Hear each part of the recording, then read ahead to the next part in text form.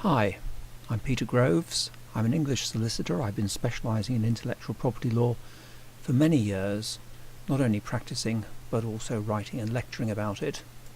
Here I'm going to explain what is happening with trademarks as the United Kingdom leaves the European Union.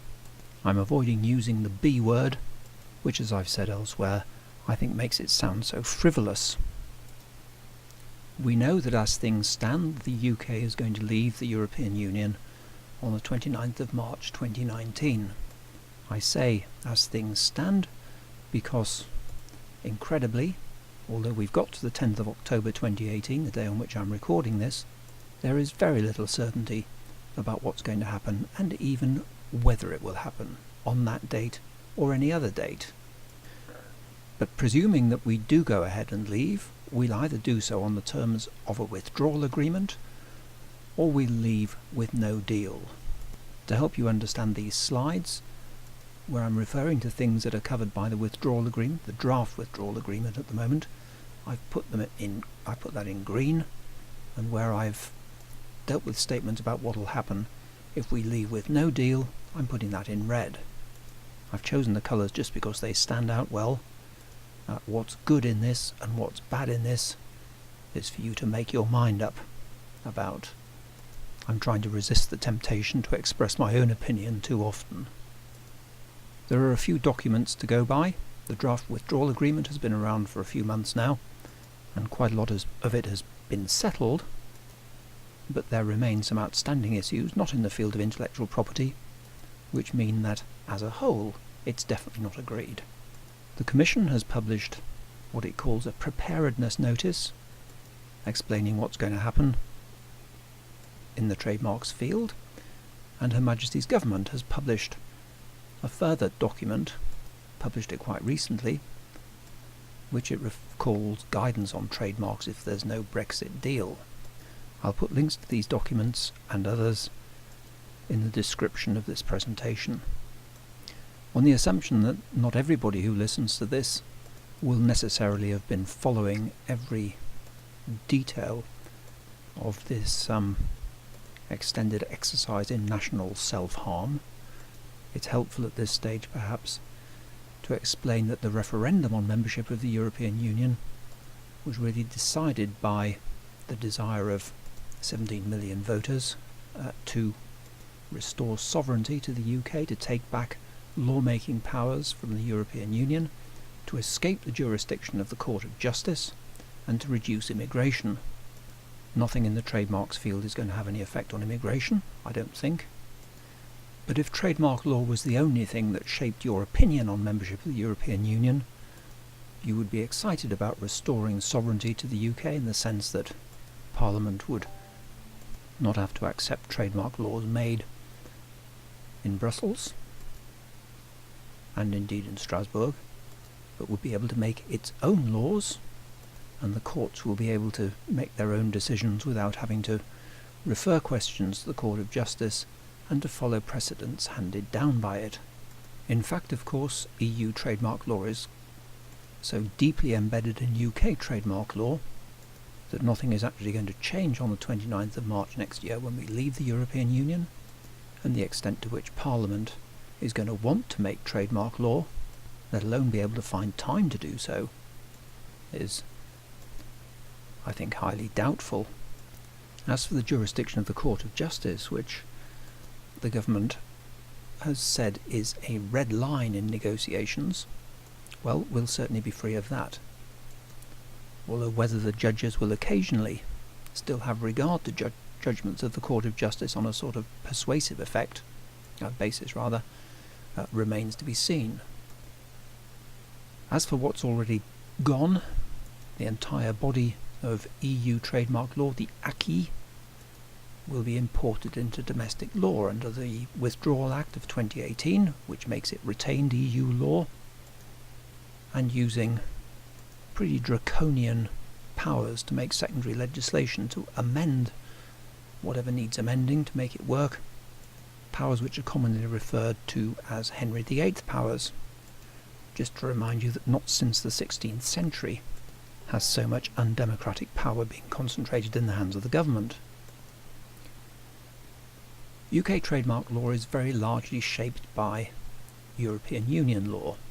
When the EU trademark system came into existence, national and regional trademark laws in the European Union were harmonised or approximated so that they would run smoothly in parallel with the new EU system. So the directive, the latest version of which is 2008 of 95, 89/104 before that, has shaped most of our law. The regulations that created the unitary EU trademark system alongside domestic rights have also been important, and EU trademark cases, decisions of the Boards of Appeal in the EU Intellectual Property Office, decisions of the General Court in the Court of Justice of the EU on appeal from those board decisions, and also decisions of the Court of Justice itself, all contribute to the interpretation of the law. And the Court of Justice has had a major influence on the development of our trademark law, well, also on the development of other member states' trademark laws as well, but perhaps more revolutionary in the UK than elsewhere. It has not always been good, depending on your point of view, but in Arsenal and Reed they drove a coach and horses through our concept of trademark use. In Davidoff and Goffkid they extended the concept of dilution far beyond what the legislation envisaged, and in the Bellure case they gave an interpretation which Lord Justice Jacob only applied to the case with the greatest reluctance. It won't altogether be a bad thing if we get away from this influence on the development of our trademark law. Well, if the directives that we've already had have shaped our trademark law, so too will a new directive, 2015-2436, which has got to be transposed into national law by the 14th of January 2019. I wonder if anybody ever felt the temptation just to ignore that requirement, but the Intellectual Property Office has gone ahead and consulted about bringing these requirements into law, and our resumption of sovereignty is coming just a bit too late to avoid these things. Well, the new directive is something that probably needs a whole presentation of its own, but let me just mention a few selected highlights. Many of these things have already been done in the EU trademark system because the regulation came into operation pretty quickly after the amendments were made. So the requirement for a trademark to be capable of graphical representation is being abolished. The wording of trademark specifications will be interpreted literally, which has been the case ever since the IP translator decision, but it's going to be written onto the face of the statute. In the absolute grounds for refusal of registration of shape trademarks, other characteristics as well as shapes will be included in the absolute grounds for refusal of registration. Geographical indications will become recognised as relative grounds for refusal of registration, or more precisely of opposition to a registration of a trademark. The use of a trademark as a company name becomes an infringement. The own name defence will be limited to natural persons. That goes against the UK case law, or much UK case law, but I think we've seen this coming for quite a while. And finally, expired trademarks will no longer count as earlier rights, which they do for a period of time at the moment. The Intellectual Property Office, in its consultation, says this will make the framework across Europe more accessible and effective for business to support innovation and economic growth. They seem to do irony very well at the Intellectual Property Office, but they also seem to have a very peculiar view of what effect this is going to have. How is this going to affect any sort of framework across Europe? It's purely domestic. And how does trademark law support innovation, other than innovation in the creation of new trademarks, which is not particularly socially useful? Anyway, there we are. The EU trademark system has got a sting in the tail just before we leave the European Union. In judging how departure from the European Union is going to affect trademarks, we have to think first of all about the effect on existing registered European Union trademarks, and then we need to think about what happens with outstanding applications for EU trademarks. UK trademarks just remain the same. So a simple starting point is that after the 29th of March 2019, EU trademarks will provide no protection in the UK. EU trademarks provide protection throughout all the member states of the EU from the 29th of March. Whatever happens transition-wise and things, the UK will not be a member, as things presently stand. The implications of this are set out in the Commission's preparedness notice from the 1st of December 2017. Things have moved on a bit since then anyway, so I'm not going to talk too much about that. The important thing for existing EU trademarks is that the draft withdrawal agreement promises that there will be a mechanism for automatically transforming EU trademark rights that apply into the UK into equivalent registered and enforceable rights. There will be a new breed of corresponding UK trademarks carved out of existing EU trademarks. It'll be automatic, there'll be no charge, trademark owners will be allowed to opt out if they wish to, but that's one of the provisions that's settled in the draft withdrawal agreement, and if you look at that document you'll find it's highlighted in green along with a number of other things in the intellectual property chapter to indicate that it's been negotiated and both sides have agreed on those provisions. However, of course, they haven't yet agreed on the whole agreement.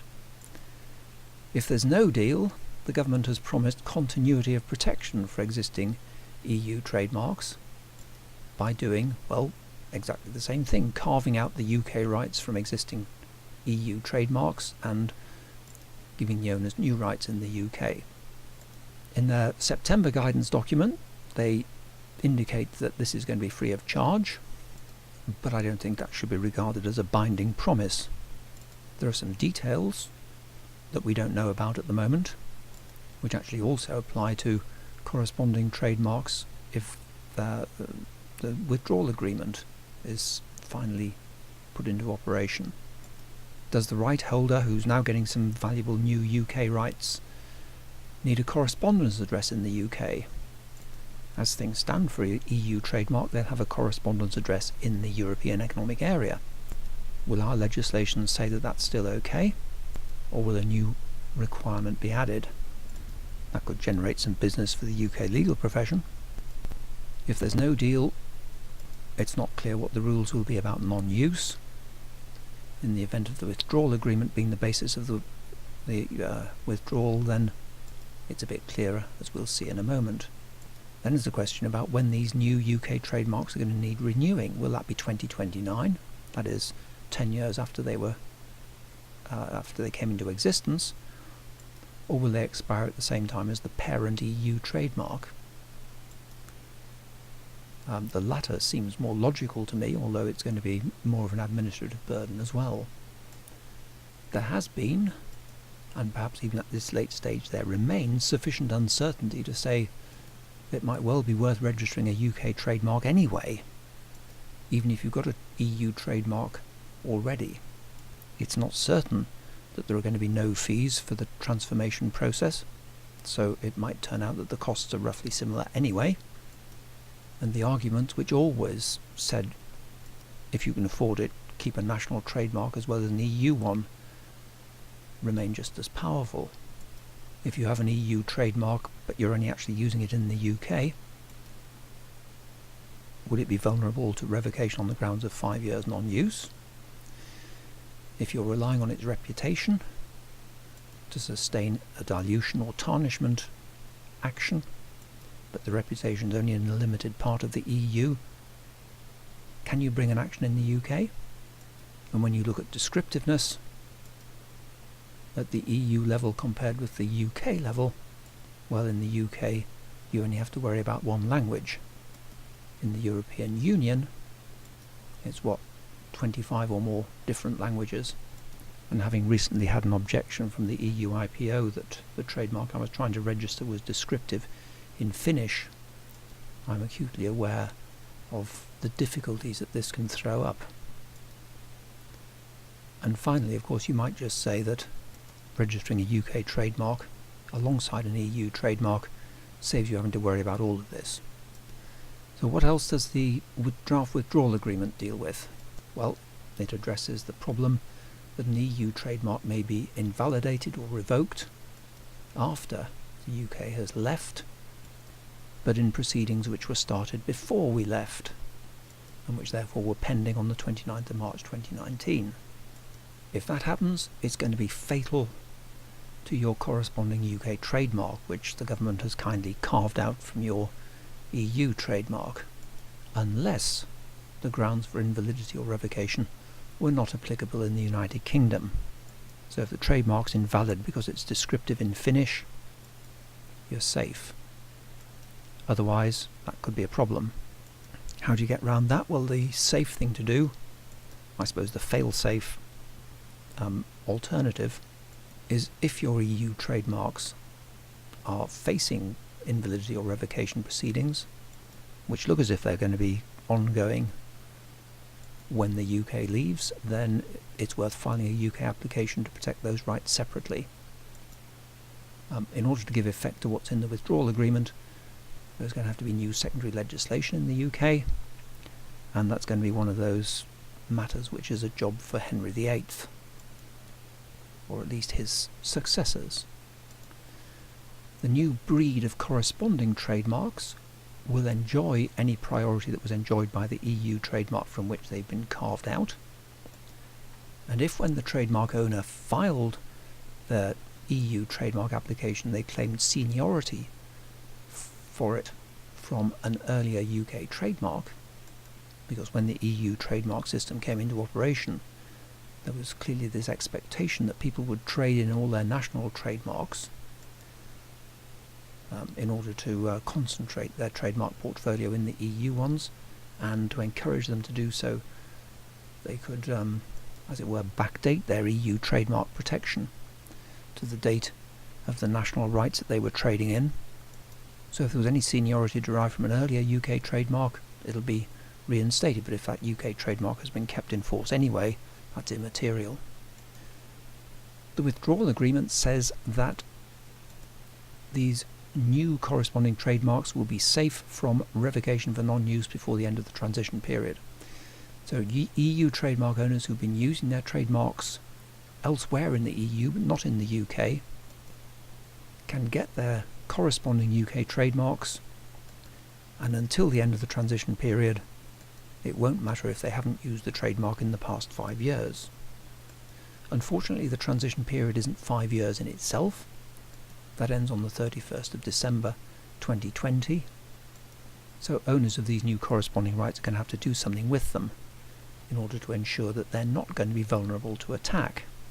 Although, of course, as always the case with revocation on the grounds of non-use, there's nothing automatic about it. Somebody's got to take action to clear you off the register. Also, during the transition period, the owners of EU trademarks will be able to rely on a reputation elsewhere in the European Union, or as we should say after we've left, in the European Union, for the purposes of UK proceedings for dilution or tarnishment. After the transition period, they're going to need to be able to show they've got a reputation in the UK in order to bring such an action. The withdrawal agreement doesn't say a great deal about international registrations which designate the EU. What's going to happen with the UK component of them? Well, Her Majesty's government says that we're going to decide on how to deal with them after we've left, in collaboration with WIPO. The European Union itself doesn't seem to get much of a say in this. There's no obvious reason why they should be treated any differently from regular EU trademarks. There's an interesting question about what exactly is going to happen about international registrations where the EU IPO has not got round to granting protection by the 29th of March 2019. For example, there might be an outstanding opposition, or simply the republication opposition period is going to expire after the UK has left. Any prudent trademark owner filing for international extensions designating the EU at the moment would do well to include the UK in their designation as well. If you've got an outstanding application which is pending on the day that the UK leaves, that won't be dealt with automatically by granting corresponding rights. As far as the EU is concerned, that's simply going to result in a registration of an EU trademark in the ordinary way, but the EU is going to be diminished by the time it's granted. Her Majesty's government says that it's going to give applicants a 9-month priority period. It's sometimes referred to as a special priority period, during which you can file in the UK and get the date of the EU application.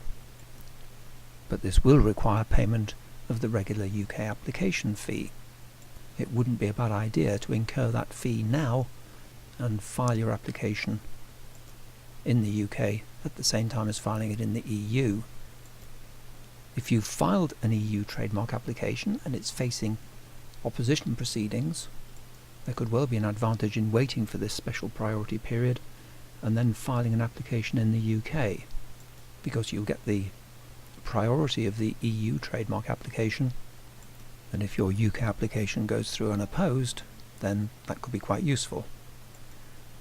Well, those are all the substantive provisions I think that we need to consider about trademarks and trademark applications. There are significant issues about representation. From the 29th of March next year, UK practitioners will no longer have the right to represent clients before the EU IPO. That's as things stand. If the UK were to remain in the EEA, UK practitioners would still be able to represent clients. At the moment, EEA membership as a way of withdrawing from the European Union is not on the table, but who knows what might happen in the next few months. For EU trademark owners throughout the world who are using UK representatives at the moment, they're going to need new ones who are qualified to represent them before the European Union Intellectual Property Office. That means they're qualified in an EEA member state and have a place of business there. There's also a big issue for UK rights owners who registered their own EU trademarks, or indeed registered community designs, although I'm not talking about designs really in this presentation. They're going to need representatives for the first time, because otherwise they won't have an address of service or any representation in the EEA. Well, I think this is a big problem, because this is a whole group of people who, with the best will in the world, are not paying as much attention to what's happening in this field as the practitioners. The UK's professional bodies are lobbying to try and get some sort of continuation of the right of representation, but the government seems uninterested in the matter. And although there's no reason why the EU shouldn't open up the representation requirements before the EU IPO, after all, you can get a Canadian lawyer to represent you before the US PTO if you want. I can't see any compelling reason for them to be accommodating to us in this respect. It's a basic principle of EU trademark law, and indeed other areas of intellectual property too, that the rights owner's rights are exhausted once goods bearing the trademark have been placed on the market within the EEA by the trademark owner or with the trademark owner's consent. The draft withdrawal agreement says that rights which were exhausted in the EU and the UK on the day in which we leave will remain exhausted. So nothing the UK does will bring those trademark rights back into operation. And the government promised to do pretty much the same if there's no deal, although it's only promising continuity in the immediate term, and I think those weasel words "in the immediate term" are quite relevant, because it seems to me that the problem in this area isn't that the UK is going to change its law to resurrect previously exhausted rights. It would change its law in the opposite direction, to make more rights exhausted. 20 or so years ago, the UK government was very keen to change the exhaustion rules away from the EEA-wide exhaustion doctrine which we have to an international exhaustion doctrine, so that goods placed on the market anywhere in the world by the trademark owner or with the trademark owner's consent would be fair game to parallel importers, and the trademark owner couldn't use the trademark to resist the importation of those goods into the UK and their subsequent sale. Back in those days, the government seemed to be taking the view that being able to go to the local supermarket and buy cheap Levi's jeans would be a popular move which would see them get lots and lots of votes at the next election. The government at that time couldn't convince its EU partners that a change in the law would be a good idea. If I recall correctly, only Sweden was remotely interested, and a lot of the controversy about parallel imports and exhaustion disappeared when the Court of Justice made its decision in the case involving Levi's and Tesco's and Davidoff and Costco and lots of other people. But if the government in the 1990s could see some electoral appeal in changing the law in this area, it's quite possible that the present government will see some too, and there is every possibility, every probability that after the UK leaves the European Union, the government is pretty desperate to find anything that it can point to as an advantage. So while in the immediate term we might have continuity, what we're going to have in the medium and longer term remains to be seen.